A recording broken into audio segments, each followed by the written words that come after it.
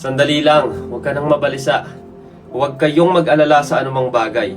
Sa halip, ilapit sa Diyos ang lahat ng pangangailangan nyo sa pamamagitan ng panalangin na may pasasalamat.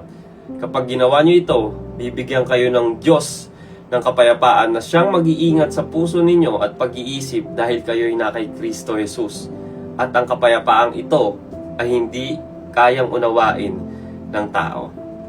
Alam nyo, dumadating yung panahon sa buhay natin na mas nananaig yung takot or yung pagkabalisa or anxiety kaysa sa pananampalataya. Alam niyo yung mga gabi na hindi kayo makatulog, tapos paulit-ulit yung tanong nyo sa sarili nyo na paano kung hindi ko kayanin?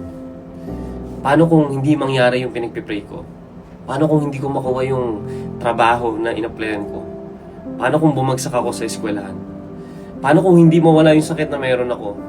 Or kaya naman, maaring nawalan ka ng mahal sa buhay ng biglaan na para bang hindi mo nakakayanin yung sakit na nararamdaman mo. Alam nyo, ito po ang importansya ng pagbalik natin sa salita ng Diyos. Nabasa natin dito, sabi dyan, di ba? Do not be anxious about anything. Do not be anxious about anything. Na kung isipin natin, grabe naman yun, Lord. Parang imposible naman yun. Paano yun? Paano gawin na hindi mabalisa? Paano hindi mabalisa kung parang gumuho na ang lahat? Alam niyo po ang context ng verse na yan. Sinulat yan ni Apostol Pablo habang siya'y nasa bilangguan. Wala siyang katiyakan, wala siyang kalayaan, wala siyang kasiguruhan kung makakalaya pa siya. Pero alam mo ng puso niya, kapayapaan.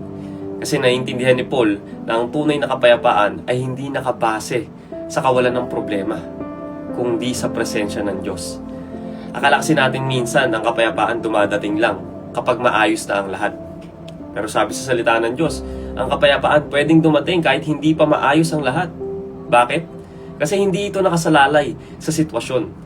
Nakasalalay ito sa Diyos na may hawak ng sitwasyon.